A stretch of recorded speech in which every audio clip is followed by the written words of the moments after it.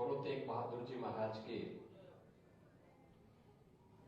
आज के इस शहीदी दिवस के अवसर पर इस ऐतिहासिक गुरुद्वारा में आयोजित आज के इस शपथ कीर्तन कार्यक्रम में उत्तर प्रदेश सरकार में मंत्रिमंडल के मेरे सहयोगी सरदार बलदेव सिंह मोहन जी, प्रधान गुरुद्वारा समिति डॉक्टर गुरमीत सिंह जी, ज्ञानी परमजीत सिंह जी, सतनाम सिंह सेठी जी, उत्तर प्रदेश अल्पसंख्यक आयोग के सदस्य सरदार परविंदर सिंह जी, श्री समी आनंद जी, डॉक्टर अमरजीत सिंह जी, सरदार देवेंद्र सिंह जी, सरदार त्रिलोचन सिंह जी, सरदार मनमीत सिंह बंटी जी, गुरुद्वारा प्रबंध समिति के हमारे सभी पदाधिकारीगण, उपस्थित बहनों और भाइयों, मैं सबसे पहले गुरु परंपरा के 9वां गुरु तेग बहादुर जी महाराज के श्री चरणों में कोटि कोटि नमन करते हुए उनके शहादत के लिए, उनके बलिदान के लिए, उनकी स्मृतियों को नमन करता हूं और प्रदेश सरकार की ओर से और प्रदेश वासियों की ओर से उन्हें विनम्र श्रद्धांजलि भी अर्पित करता हूं। बहनों और भाइयों, हम सबको गौरव की अनुभूति होनी चाहिए कैसे दिव्य गुरु परंपरा का सानिध्य सिख पंथ के अनुयायियों को प्राप्त हुआ, जिन्होंने अपनी साधना से, अपने सामर्थ्य से न केवल इस कौम को बल्कि पूरे देश को, पूरे सनातन धर्म को न केवल सुरक्षा प्रदान की बल्कि एक लंबे समय के लिए उन्हें अभय भी प्रदान किया। याद करिए कैसा कालखंड रहा होगा। गुरु नानक देव जी से ही परंपरा चलती है। देखते हैं एक विदेशी आक्रांता बाबर के रूप में देश के अंदर अत्याचार कर रहा है, उसके खिलाफ गुरु नानक देव जी आवाज उठाते हैं। इतिहास के उन पन्नों को कौन नहीं जानता जब गुरु परंपरा भक्ति की इस परंपरा से ऊपर भी उठ करके उन्होंने उस समय के तत्कालीन समाज को एक नई दिशा देने का काम किया था और ये परंपरा आगे बढ़ते हुए शहादत और बलिदान की सुदृढ़ नींव को आगे बढ़ाते हुए गुरु तेग बहादुर जी महाराज और गुरु गोविंद सिंह जी महाराज तक पहुंचते पहुंचते तो सत्य का एक दिव्य पुंज बनकर के न केवल सनातन धर्म की रक्षा के लिए बल्कि भारत की रक्षा के लिए अपने आप को बलिदान करने में कभी चूकी नहीं। गुरु तेग बहादुर जी महाराज ने उस समय कश्मीर को बचाया था।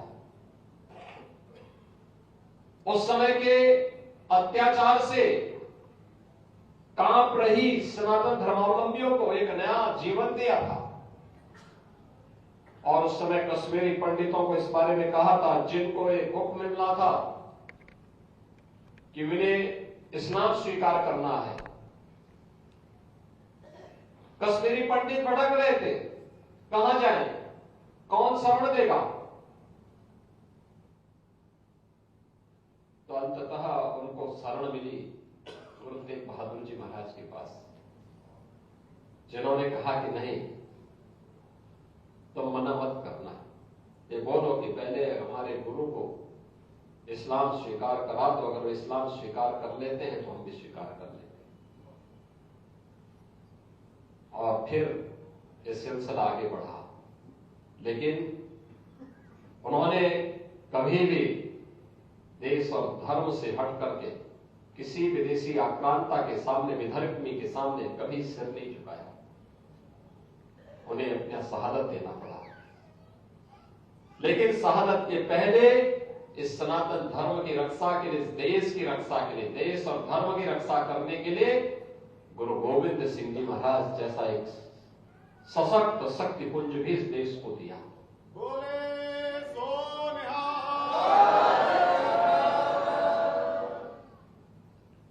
उनके 4 साहबजादे, माता गुजरी के साथ क्या नहीं बीता था, क्या नहीं हुआ था, लेकिन हम आभारी हैं प्रधानमंत्री मोदी जी के, जिन्होंने 26 दिसंबर की तिथि को वीर बाल दिवस के रूप में आयोजित करने की घोषणा की। और वीर बाल दिवस का आयोजन, ये मेरा सौभाग्य है कि सन 2020 से लगातार मुख्यमंत्री आवास में आयोजित हो रहा है और पूरी भव्यता के साथ आयोजित होकर के पूरी संगत वहां पर आती है। और हम गुरु गोविंद सिंह जी महाराज के 4 साहबजादे माता गुजरी की स्मृतियों को नमन करते हुए आज की युवा पीढ़ी के लिए, आज के बच्चों के सामने एक नया आदर्श उन 4 साहबजादों की शहादत के रूप में सामने रखते हैं, जो आज के लिए, देश और धर्म के लिए आज की सबसे बड़ी आवश्यकता है। बहनों और भाइयों, एक और ये महान सिख गुरुओं का इतिहास है जो हम सबके सामने आज भी स्वर्णाक्षरों में है, जो हम सबके जीवन में एक नई प्रेरणा प्रदान करता है, हमको निरंतर आगे बढ़ने के लिए प्रेरित करता है। और दूसरी ओर वे चुनौतियां जो हमारे सामने आज भी दिखाई दे रही है। बांग्लादेश में जो कुछ हो रहा है वो किसी से छुपा हुआ नहीं। पाकिस्तान में इससे पहले जो कुछ हुआ वो किसी से छुपा हुआ नहीं। आखिर ननकाना साहब हम सबसे कब तक दूर रहेगा? बोले सो और क्यों नहीं, ये अधिकार वापस हमें मिलना चाहिए। अगर यह सूझबूझ 1947 में दिखाई होती तो संभवतः नगर कीर्तन यात्रा में आने वाला व्यवधान वहां पर नहीं देखने को मिलता। इतिहास की उन गलतियों की परिमार्जन का अवसर इतिहास हमें दे रहा है और मुझे लगता है कि उस परिमार्जन के लिए हम सबको अपने आप को तैयार करना होगा।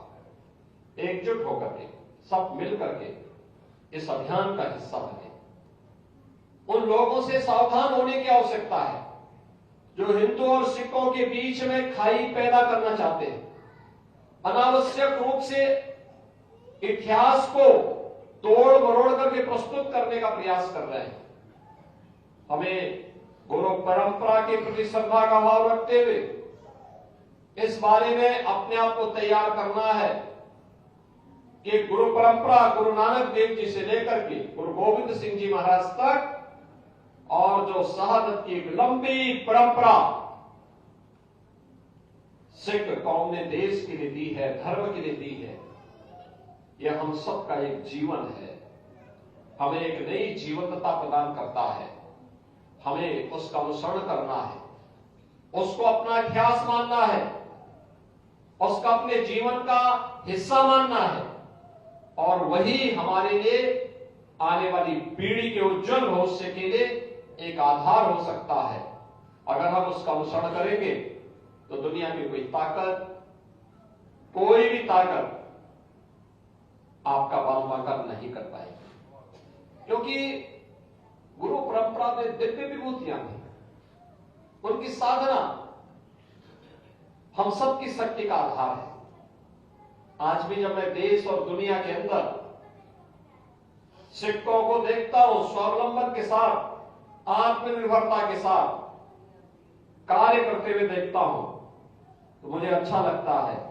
यही गुरु प्रसाद है, यही गुरु का आशीर्वाद है, यही गुरु की परंपरा का अनुसरण करने का परिणाम है कि आपकी श्रद्धा ने गुरु के आशीर्वाद के रूप में सबको आगे बढ़ने के लिए, एक खुशहाल जीवन जीने के लिए एक नई प्रेरणा प्रदान की है। आज के इस अवसर पर मैं एक बार फिर से गुरु तेग बहादुर जी महाराज के शहादत दिवस पर उन्हें कोटि कोटि नमन करता हूं और यहां पर आप सभी वरिष्ठ जनों से एक बात का अनुरोध करूंगा कि 26 दिसंबर को मुख्यमंत्री आवास पर फिर से वीर साहबजादा दिवस का कार्यक्रम आयोजित होना चाहिए और कार्यक्रम की जो श्रृंखला है निरंतर आगे बढ़ती रहनी चाहिए, क्योंकि ये एक इतिहास है। उस धरोहर को आगे बढ़ाने की आवश्यकता है। वर्तमान की युवा पीढ़ी को बताने की आवश्यकता है कि देश और धर्म के लिए उम्र बाधा नहीं बनती है। 7 साल, 9 साल, 11 साल और 14 साल की उम्र भी देश और धर्म के काम आ सकती है। और वह कार्य गुरु गोविंद सिंह जी महाराज के 4 साहबजादों ने किया था। उन्हें स्मरण करने का एक अवसर वीर साहबजादा दिवस हम सबको प्रदान करता है। इस अवसर पर मैं आप सबको वहां पर आमंत्रित भी करता हूं। आपको एक बार फिर से अभिनंदन करते हुए गुरु तेग बहादुर जी महाराज की शहादत को कोटि कोटि नमन करते हुए विनम्र श्रद्धांजलि अर्पित करता हूं। धन्यवाद। जय हिंद।